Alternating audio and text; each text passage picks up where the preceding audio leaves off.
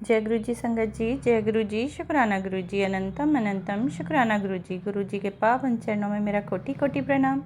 सारी संगत जी को जय गुरु जी। संगत जी, गुरु जी के चैनल पर आपको प्यारे प्यारे सत्संग सुनाए जाएंगे। गुरु जी की ब्लेसिंग्स लेने के लिए और ऐसे ही प्यारे प्यारे ब्लेसिंग्स भरे सत्संग सुनने के लिए गुरु जी के सत्संग चैनल को सब्सक्राइब करें और नोटिफिकेशन को भी ऑन कर लें, ताकि जब भी नया सत्संग का वीडियो अपलोड हो तो उसका नोटिफिकेशन आ जाए और आप जल्दी से जा करके गुरु जी के सत्संग को सुन पाएँ और उनकी प्यारी प्यारी ब्लेसिंग्स ले पाएँ। जय गुरु जी। तो संगत जी, यहाँ पर हमें जो गुरु भक्त आंटी संगत आंटी हैं, उन्होंने मुझे जो सत्संग भेजा है व्हाट्सएप के माध्यम से प्राप्त हुआ है मुझे उनका सत्संग।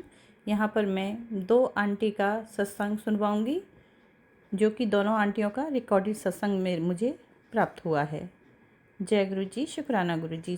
चलिए संगत जी, स्टार्ट करते हैं आज का सत्संग। ओम नमः शिवाय, शिव जी सदा सहाय। ओम नमः शिवाय, गुरु जी सदा सहाय। ओम नमः शिवाय, शिव जी सदा सहाय। ओम नमः शिवाय, गुरु जी सदा सहाय। जय गुरु जी, शुक्राना गुरु जी। तो संगत जी, अगर आपको भी अपना सत्संग गुरु जी के चैनल पर शेयर कराना है तो आप हमें जो व्हाट्सएप के माध्यम से रिकॉर्डेड सत्संग भेज सकते हैं। डिस्क्रिप्शन बॉक्स में व्हाट्सएप नंबर दिया गया है, वहाँ पर जाइए और शेयर कीजिए। Thank you so much. जय गुरु जी। तो करते हैं आज का शुक्राना सत्संग शेयर, और नेक्स्ट जो वॉइस सुनेंगे आप वो है गुरु भक्त आंटी जी की। Thank you. जय गुरु जी। जय गुरु जी, शुक्राना गुरु जी। मैं अपना शुक्राना सत्संग पहली बार शेयर करने जा रही हूँ संगत जी, और गुरु जी के मंत्र से शुरू करूँगी। ओम नमः शिवाय, शिव जी सदा सहाय। ओम नमः शिवाय, गुरु जी सदा सहाय। गुरु जी का आपका बहुत बहुत शुक्राना, अनंतम बार शुक्राना। मैं गुरु जी के साथ कैसे जुड़ी और मुझे खुद नहीं पता। It's like a magic and पता ही नहीं चला। मेरा एक फ्रेंड है जो ऑफिस में मेरा कलीग है, वो गुरुजी को मानता है। एक बार उसने मुझे बोला कि तुम चलोगी गुरुजी के वहाँ। मुझे उस टाइम कुछ नहीं पता था गुरुजी कौन है क्या है, बस मैं वीकेंड पे फ्री रहती थी तो मैंने सोचा रूम पे बैठने से अच्छा है चलते हैं गुरुजी के वहाँ। वो मंथ में एक बार जाता था, क्योंकि हम लोग गुड़गांव में रहते हैं, तो जहाँ तक मुझे याद है मैं कम से कम 6 मंथ उसके साथ गई हूँ, और मैं बस जा रही हूँ। बट मुझे पता नहीं है कि गुरुजी कौन है। संगत जी, शायद गुरुजी ने जो मेरे पे मुश्किल टाइम आना था उसके लिए पहले से ही अपने साथ कनेक्ट करने के लिए मुझे रेडी कर रहे होंगे। बहुत टाइम तो मैं ऐसे ही बड़े मंदिर जाती रही अपने फ्रेंड के साथ, क्योंकि मैं भगवान को बहुत मानती हूँ। तो अगर मैं फ्री हूँ तो मैं चली जाती हूँ मंदिर गुरुद्वारा में, बस उसी भाव से मैं बड़े मंदिर जाती थी। एक दिन ऐसा आया संगत जी कि मुझे आइडिया होने लग गया कि अब मेरी जॉब जाने वाली है, तो मैं खूब इंटरव्यू देने लगी अप्रैल 2024 से, और बीच में थोड़ा कम कर दिए इंटरव्यू। फिर एक दिन अचानक से जून मंथ में मेरे मैनेजर ने मुझे बोला कि आप रिज़ाइन डाल दो। मुझे आइडिया तो था संगत जी, बट मैं सरप्राइज़ तो नहीं थी। मुझे पता था भगवान मेरे साथ है, मुझे जॉब मिल जाएगी। और संगत जी, आपको विश्वास नहीं होगा, मैंने जुलाई में इतनी मेहनत की और मेरे पास 2 ऑफ़र लेटर थे, वो भी गुरुजी की कृपा से। मैंने जितनी सैलरी मांगी थी एक कंपनी में उससे भी ज़्यादा दी। और गुरुजी का चमत्कार ये था कि जिस कंपनी से मुझे ऑफ़र आया, अच्छा वहाँ मैंने अप्लाई भी नहीं किया था। संगत जी देखो, तभी कहते हैं मांगना नहीं चाहिए, क्योंकि क्या पता जितना आप मांग रहे हो गुरुजी ने आपके लिए उससे ज़्यादा सोचा हो। वही बात हुई मेरे साथ। और संगत जी, मुझे कंपनी वालों ने बोला आप कब ज्वाइन कर सकते हो। मैंने बोला 26 अगस्त को। तो उन्होंने बोला ठीक है, बट अगले दिन एचआर का मेल आया कि हम आपको 26 नहीं 27 अगस्त की ज्वाइनिंग देंगे, क्योंकि 26 अगस्त की हमारे यहाँ पे जन्माष्टमी की हॉलीडे है।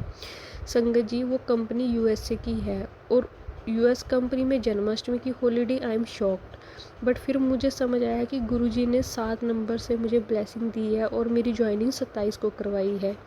गुरुजी शुक्राना गुरुजी। संगत जी, मेरी कंपनी का नेम 2 वर्ड्स का, जिसमें 7 लेटर हर वर्ड में, मतलब गुरुजी ने मुझे 7 की ब्लेसिंग दी। गुरुजी आपका बहुत बहुत शुक्राना। बस ऐसे ही अंग संग रहना। बस अब आपकी बेटी ने अपनी सारी लाइफ आपके हवाले कर दी है। आप जो करोगे सब अच्छा है। गुरुजी सबका भला करना। बस सबको तंदुरुस्ती बख्शना और बीमारियों से दूर रखना। जय गुरु जी, शुक्राना गुरु जी। संगत जी, शुक्राने तो बहुत होते हैं जो मैं नेक्स्ट शेयर करूँगी। अभी मैं इस शुक्राने को गुरु जी के मंत्र जी से एंड करती हूँ। ओम नमः शिवाय, शिवजी सदा सहाय। ओम नमः शिवाय, गुरुजी सदा सहाय। ओम नमः शिवाय, शिवजी सदा सहाय। ओम नमः शिवाय, गुरुजी सदा सहाय। जय गुरु जी। संगत जी, आप सभी को मेरा सादर प्रणाम और जय गुरु जी। और उसी के साथ अब तक मैंने अपने शुक्राना सत्संग में आपको बताया कि किस प्रकार काली माँ की पूजा के बाद मेरी झोली भरी और मेरा बच्चा 1 वर्ष का हुआ। परंतु एक चीज़ मैं जो आपको बताना चाहूँगी, और कल गुरुपा ने जो मेरे दिमाग में थॉट्स डाले, मुझे नहीं पता, शायद वो किसी संगत के लिए होंगे, और उन थॉट्स को आपके साथ शेयर करने से पहले हम सभी गुरु मंत्र का जाप करेंगे। ओम नमः शिवाय, शिवजी सदा सहाय। ओम नमः शिवाय, गुरुजी सदा सहाय। ओम नमः शिवाय, शिवजी सदा सहाय। ओम नमः शिवाय, गुरुजी सदा सहाय। संगत जी, कल जो सत्संग मैंने आपके साथ शेयर किया, उसमें मैंने आपको बताया कि जब मेरी डिलीवरी हुई उस टाइम पर भी मुझे बहुत सारी समस्याओं का सामना करना पड़ा। और जिन लोगों को मतलब जिन लोगों से माता रानी ने मुझे सचेत रहने के लिए कहा, वो लोग यहीं पर थे, और किस प्रकार से उन्होंने मुझे बहुत सारी चीज़ों को खिलाया। और उस समय तक शायद मैं जानती नहीं थी कि उससे हम कैसे पार पा सकते हैं, एक तरीके से अगर मैं बोलूं। बाद में मुझे ये समझ आया, या गुरुपा ने मुझे समझाया, कि जब भी कोई व्यक्ति जैसा जिस पर आपको लगे कि हाँ, इसके साथ कुछ ठीक नहीं है, ये कुछ ठीक काम नहीं कर रहा है आपके लिए, और अब वो आपको कुछ खाने के लिए दें, तो आप सबसे पहले उसको अपने मन में ये गुरुपा से प्रार्थना कीजिए कि हे गुरुपा, ये सबसे पहले आप भोग लगाइए, और जब ये भोग बनकर आप जब इसका भोग लगा लेंगे और ये आपका प्रसाद बन जाएगा, तब मैं इसको ग्रहण करूँगी। जिस प्रकार से आपने सुना होगा कि मीराबाई को राणा जी ने विष का प्याला भेजा और वो उनके लिए अमृत बन गया, तो उसी प्रकार से जो कोई भी अगर कुछ भी करके लाया होगा तो वो आपके लिए असर नहीं करेगा, क्योंकि आपके गुरुपा आपके साथ होंगे। और ये चीज़ मैंने ध्यान नहीं दिया, और उसके बाद से मैंने बहुत सारी समस्याओं का सामना किया, जो मैं कुछ तो आपको बता चुकी हूँ, ज़्यादा डिटेल में मैं नहीं कहूँगी। तो उसको आप ध्यान रखें, कभी भी कोई भी आपको कुछ भी खाने को दे, आप सबसे पहले अपने मन से गुरुपा को प्रार्थना करें कि गुरुपा आप इसका भोग लगाएं, और उसके बाद ही मैं इसको ग्रहण करूँगी। दूसरी चीज़, मेरे साथ ऐसी परिस्थिति रही थी संगत जी कि मेरे घर से कोई नहीं था, मैं अकेली थी। वो तो गुरुपा का शुक्राना है, लख लख शुक्राना कि मेरे पति मेरा पूरा सहयोग कर रहे थे। और एक अगर मैं आपको एक इंस्टेंस बताऊं, तो क्या हुआ था कि जब मैं हॉस्पिटल से वापस आई 3 दिन के बाद, और यहाँ पर आने के बाद ज़्यादा कुछ ऐसा खा नहीं पा रही थी, सिंपल सुबह ब्रेकफास्ट और लंच और डिनर। और जो डॉक्टर ने बोला था कि स्टिचेस लगने की वजह से बोलते हैं कि पेट साफ़ होना चाहिए, तो आप पपीता खाएंगे और रोज़ सुबह शाम नारियल पानी लेंगे। लेकिन ऐसा नहीं है कि मेरे घर में, या मैं खुद वर्किंग हूँ, मैं भी उस चीज़ को बहुत अच्छे से अफोर्ड कर सकती हूँ, मेरे हस्बैंड भी कर सकते हैं, परंतु उन सभी सदस्यों ने ऐसा घर में माहौल बना रखा था कि ये इतना क्यों खा रही है, मतलब अगर मैं 3 टाइम भी वो मुझे खाना दे रहे हैं तो वो क्यों खा रही है। जैसे प्रसूति होती है तो उसको बोला जाता है कि आप ऐसा खाना खाएं जिसमें आपके जबड़ों में दर्द ना हो, जिसको आपको ज़्यादा जोर ना लगाना पड़े, आपके टाँके लगे हुए हैं तो आपको लूज मोशंस ना हो, या इस तरीके की चीज़ें जो आपको कष्टदायी ना हो। तो इसलिए हल्का खाएं, जैसे कि दलिया खाएं, खिचड़ी खाएं, सादा दाल खाएं, बिल्कुल बिना तेल और घी का खाएं। और जब 40 दिन होने के बाद फिर आप जैसा नॉर्मल कंज्यूम करते हैं वैसा कंज्यूम कर सकते हैं, उसमें कोई प्रॉब्लम नहीं होती। लेकिन 40 दिन तक सब कोई बोलता है कि आपको थोड़ा ध्यान रखना चाहिए, सब्जियों में टिंडा, लौकी, तोरई, इस तरीके की सब्जियां आप खाएं, तो जिससे कि आपका पाचन शक्ति ज़्यादा उसको जोर ना लगाना पड़े और जिससे आपके टाँकों पे जोर ना पड़े। परंतु मेरे साथ ऐसा नहीं हो पाया था। जब भी मैं उनको बोलती थी कि आप मेरे लिए सुबह ही लौकी की सब्ज़ी बना के रख दीजिए, मैं पूरे दिन उसी को खा लूँगी, परंतु वो मुझे वही खाना में देते थे जो वो खुद खाते थे। उनको इससे कोई मतलब नहीं था कि ये प्रसूति है या इस के टाँके लगे हुए हैं, उससे उनको कोई मतलब नहीं था। वो जो खुद खा रहे हैं वो एक्स्ट्रा एफर्ट्स नहीं लगाना चाहते थे, या जो भी उनका कारण था, या वो जो ये सोचते थे इसकी परिस्थिति बिगड़े तो और अच्छा होगा हमारे लिए, मुझे नहीं पता, मैं उसमें कुछ कह ही नहीं सकती। परंतु मैं परेशान हुई, और उसमें क्या हुआ कि मैं प्रॉब्लम हुआ कि मुझे स्टूल ही पास नहीं हो रहा था। तो मेरे हस्बैंड काफ़ी ट्राई कर रहे थे। वो भी इतना पजल्ड हो जाता है आदमी कि उसको भी बार बार प्रेशराइज़ कर रहे हैं, तुम इतना काम क्यों कर रहे हो, तुम इतनी दवाएं क्यों ला रहे हो, तुम इतनी सारी चीज़ें क्यों कर रहे हो, अरे तुमने चाचा को बुला लिया होता तो वो सारा कुछ कर देते, तुमको कोई मेहनत नहीं करनी पड़ती, तुम घर में बैठते आराम से। इस तरीके के थॉट्स वो उनके दिमाग में भर रहे थे, मेरे हस्बैंड के दिमाग में। परंतु उस समय मेरे हस्बैंड थोड़ा अलग ही उसके हिसाब से चल रहे थे कि नहीं जी मुझे ध्यान रखना है। तो उन्होंने डॉक्टर से बात करने की कोशिश की, पर समहाउ डॉक्टर से बात नहीं हो पा रही थी। 2-3 दिन तक तो मैंने कहा कि ठीक है हो जाएगा, नहीं शायद समय लगेगा। लेकिन एक समय ऐसा आया कि मुझे बहुत पेट में दर्द होने लगा, और ये हो गया कि अगर ज़्यादा जोर लगाया तो स्टिचेस खुल जाएंगे। तो उन्होंने काफ़ी, उस समय डॉक्टर अवेलेबल नहीं थी, जैसा कि आप जानते हैं सैटरडे संडे में डॉक्टर्स अवेलेबल नहीं होते हैं। अब आपको जाना है तो आप इमरजेंसी में जाओ। तो ऐसी बड़ी समस्याएं सी चल रही थी। सडनली क्या हुआ कि मेरी माँ आती ही नहीं है मेरे घर में। मेरे मायके पक्ष से सिर्फ मेरी माँ है, और वो मेरे घर नहीं आती हैं, क्योंकि वो लोग फिर उल्टा सीधा बोलते हैं मेरे ससुराल वाले। तो वो हों तो भी नहीं आती हैं, और नहीं हों तो भी नहीं आती हैं। वो वहाँ बैठी हुई थी, काफ़ी परेशान थी। मैं उनको बात करके बताती नहीं थी कि ये समस्या है, यह समस्या। मुझे लगता था कि वो परेशान होंगी, तो मैं खुद ही जब मेरे हस्बैंड मेरा साथ दे रहे हैं तो मैं कोप अप कर लूँगी उस चीज़ से।